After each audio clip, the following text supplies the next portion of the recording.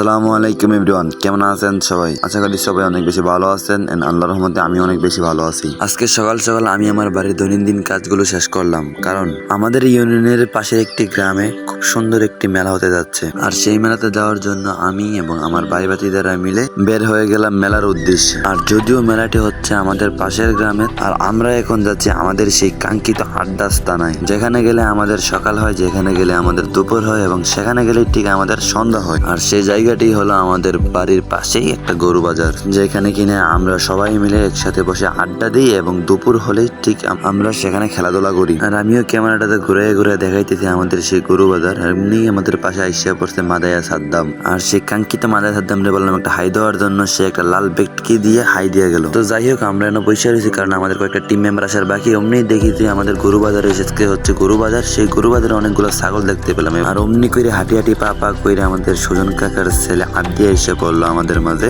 আমিও ক্যামেরাটাতে ঘুরাইয়ে ঘুরাইয়ে আমার মুখের ব্রণ গুলা দেখতেছিলাম, আর ভাবতেছিলাম ভিডিওটা এডিটের সময় মুখের ব্রণ গুলা যদি এডিট না করি তাহলে তো কোনো মাইয়া আমার পাত্তাই দিব না। তো যাই হোক, আমাদের আরো কয়েকটা টিম মেম্বার বাকি ছিল, তো ওরা আসতে লেট হওয়াতে আমরা অটো কল দিয়ে অটোর মধ্যে অমনি করে ঢুকে পড়ি। আমরা এমনিতেই ব্ল্যাক ডায়মন্ড, তার উপর অটোর মধ্যে বসাতে আমাদেরকে আর দেখাই যাচ্ছে না। আর তার মধ্যে অটো টান দিয়ে কইলো, ভাই আমি গেলাম, এর জন্য আর বসে থাকতে পারবো না।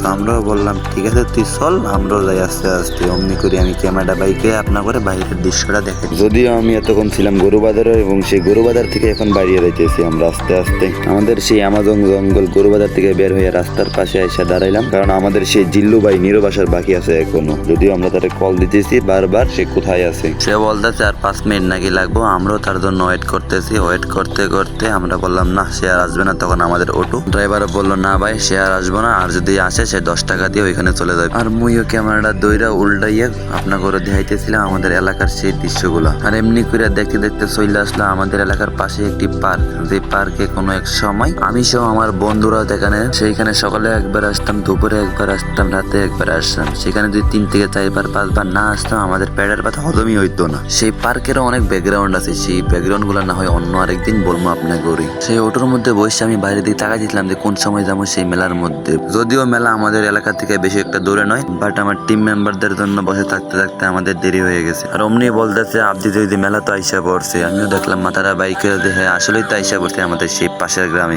ড্রাইভারটারে বললাম যে ভাই তুই আস্তে দেখে শুনে রাস্তাটা পার হইস, কারণ রোড অ্যাক্সিডেন্টে আমাদের এলাকা এবং এলাকার পাশে অনেকেই মারা গেছে। যাই হোক ওইগুলা না বলি, আমরাও আস্তে আস্তে কইরা মেলার যে রাস্তা ওই রাস্তা দিয়ে ঢুকে বললাম, এবং সেই রাস্তা দিয়ে ঢুকতে না ঢুকতে দেখি যে ছোট বাচ্চারা মুড়ি মোয়া এবং বেলুন নিয়ে যাচ্ছে। অটোটা যাইতে যাইতে দেখি যে সামনে আছে আমাদের দেশি মেকআপ। এই দেশি মেকআপের সাথে কোনো মেকআপই লাগে না। আর আপনারা পার্লারে গিয়ে এত সুন্দর করে না সাজিয়ে এত টাকা খরচ না করে সেই রাস্তা দিয়ে একবার হাইটা যাবেন, দেখবেন যে দেশি মেকআপের পাওয়ার কি জিনিস। তো যাই হোক, ইতিমধ্যে আমরা মেলার মধ্যে চলে আইছি এবং অটো থেকে আপনাদেরকে মেলাটা দেখাইতেছিলাম। তো অমনি করে অটো থেকে নাইমা সবাইকে বললাম 12টা হাজারতে দিয়ে নে, আমি মেলাটারে ঘুরে ঘুরে দেখাইতেছিলাম আসলে। এবং বিলের মাঝখানে এমন খোলা একটা জায়গায় পাশে একটা বট গাছ এবং এত সুন্দর একটা মেলা, আসলে অপরূপ একটা দৃশ্য। আসলে খোলামেলা একটা জায়গা এবং এই সেই প্রাকৃতিক সৌন্দর্যের মাঝখানে এত সুন্দর একটি মেলা দেখে আমার মন ভরে গেল। আর মেলা মানে আনন্দ। ছোটবেলায় এই মেলার দিনগুলোকে অনেক মিস করি। কোনো একটা সময় সারাদিন মেলাতে ঘুরতাম 5 টাকা 10 টাকা নিয়ে। তো যাই হোক ভাই, ছোটবেলার দিনগুলো তো আর ফিরে যাবো না। ছোটবেলার দিনগুলো আসলে স্মৃতিময়, সেটা আমার হোক আর আপনার হোক। মেলার এই মেলা থেকে ওই মেলাতে আমি একটা চক্কর দিতেছিলাম আর দেখতেছিলাম আসলে মেলাতে কি কি আছে, কয়জন আসছে, এবং সে মেলাতে দেখি যে অসংখ্য পুলিশ রয়েছে। এই মেলাটা আরো সুন্দর করার জন্য পুলিশের অনেকটা দায়িত্ব থাকে, কারণ মেলাতে আসলে অনেকে ঝগড়া বিবাদ করে, সেই ঝগড়া বিবাদের মীমাংসা করার জন্য পুলিশ আসলে নিয়ন্ত্রণ করে।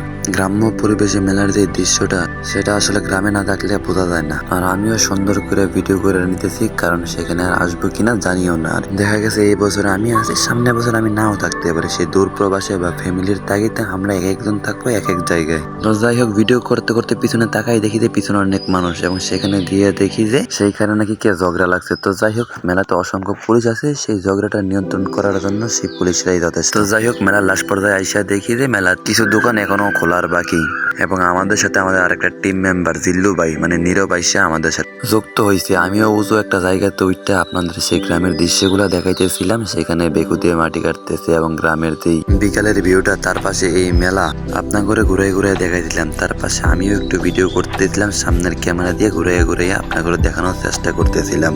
দেখেন সেই গ্রামের দৃশ্যটা আসলে খুব চমৎকার লাগছিল আমার কাছে। আর অমনি সবাই বলতে সবাই নাকি জিলাপি খাইবো। আমরাও হাঁটি হাঁটি পা পা করে জিলাপির দোকানের সামনে হাজির হইলাম এবং জিলাপির দোকানদারের জিজ্ঞেস করলাম জিলাপির কেজি কত। সে বললো একদম 160। তারপর আমরা অবশেষে 140 টাকা দিয়ে 1 কেজি জিলাপি নিলাম। জিলাপির কালার গুলো দেখেন একদম কড়া। তো যাই হোক, মুরব্বীরে কইলাম ভালো দেখে আমাদেরকে 1 কেজি জিলাপি মাইপা দেওয়ার জন্য। সেও সুন্দর করে আমাদেরকে 1 কেজি জিলাপি দিল। আর আপনারা একটা জিনিস খেয়াল করলে দেখবেন, মুরব্বীর হাতে মনে হয় যে জিলাপি উঠতেছিলই না। তো যাই হোক, অবশেষে মুরব্বী আমাদেরকে 1 কেজি জিলাপি দিল এবং 1 কেজি জিলাপি। মুরব্বীর পাশে ওনার কারিগর দেখেন কি সুন্দর করে জিলাপি বাজতেছিল। আসলে জিলাপি দেখলেই জিভে পানি এসে পড়ে। মুরব্বীও সুন্দর করে গুছায় জিলাপিটার প্যাকেট করতে দিয়েছিল। আমরা বললাম যে প্যাকেট করা লাগবে না, আমরাই খাইয়ে নিব। ওদিকে ইসমাইল বলতেছিল জিলাপির কালার আর আমার কালার একরকম। আর আমরাও হাঁটতে হাঁটতে একটা ছায়া খুঁজতেছিলাম যে বট গাছে নিচে দেবো। আসলে বট গাছের নিচে যে পরিস্থিতি, আমরা সেখানে খাওয়ার মতো কোনো পরিবেশ পাই নাই।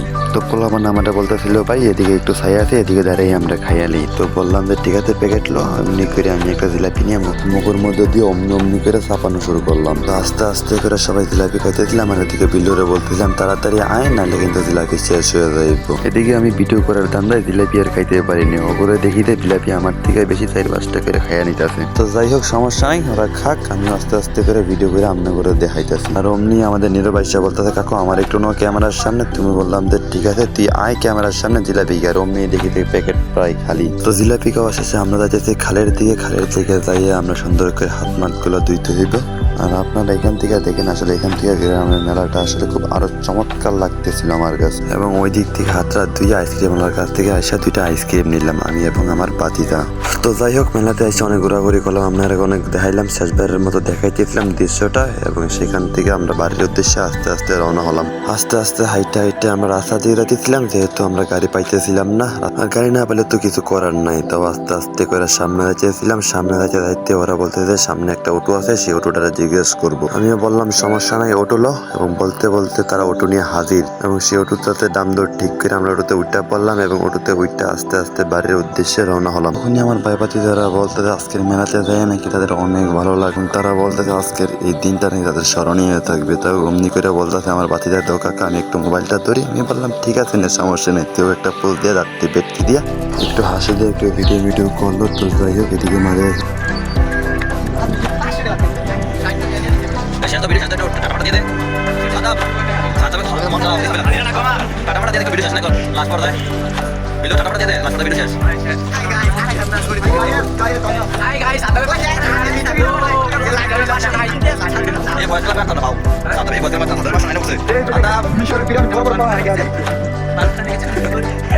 Puede que